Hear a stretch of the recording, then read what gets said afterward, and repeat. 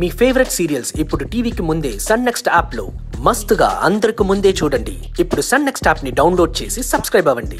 లేదులేండి. ఏమైందో చెప్పొచ్చు కదా. కొత్తగా ప్రవర్తిస్తున్నారు కదా. మీ ప్రవర్తన చూసి ఏం చేయాలో అర్థం కాక ఏడుస్తూ కూర్చున్నాను. నువ్వు ఏడ్చేంత తప్పు నేనేం చేశాను మహా? ఏం చేశారో మీకు తెలీదా? మాట్లాడింది మీరే కదా. నా తమ్ముడిని ఆ విధంగా అరిచింది మీరే కదా. మళ్ళీ ఏం తెలియనట్టు ఏం చేశానని అంటున్నారు? అవును, మాట్లాడాను. అందులో నీకు తప్పేం కనిపించింది? ఏం కనిపించిందా? అంటే ఇప్పటికి కూడా మీరు చేసింది తప్పని మీకు అనిపించడం లేదా? నీకేమనిపించిందో చెప్పు. తప్పు చేశానో లేదో నేను చెప్తాను. ఇంట్లో అందరూ వాళ్ళిద్దరిని దూరం పెడుతున్నారు. కనీసం మనిద్దరమైనా సరే వాళ్ళకి అండగా ఉన్నామన్న ధైర్యంతో వాళ్ళున్నారు.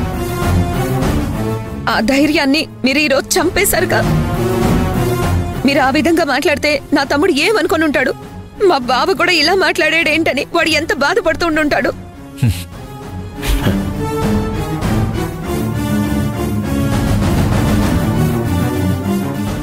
ఎలా నవ్వొస్తుందండి మీకు?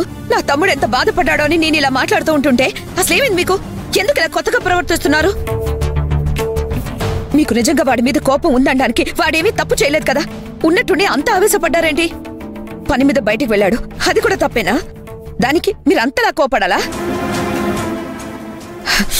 ఏదో ముఖ్యమైన పనుంటే తప్పితే వాడు బయటికి వెళ్ళాడు.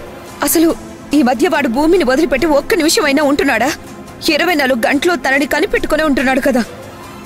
కాసేపు అలా బయటికి వెళ్ళాడని మీరు అంతలా కోపడాలా? మీరు ఎప్పుడు ఏం చేసినా నేనేమీ మాట్లాడలేదు, కానీ ఈ విషయంలో మాత్రం మీరు ఇలా మాట్లాడడం నాకు అస్సలు నచ్చలేదు. నా తమ్ముడిని ఆ విధంగా బాధ పెట్టి మీరు ఇలా నవ్వడం నాకు ఇంకా బాధగా ఉంది.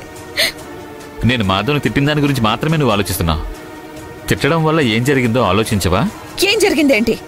మాధవ్ని తిడుతుంటే రాఘవ వచ్చి మాధవ్కి సపోర్ట్గా మాట్లాడాడు.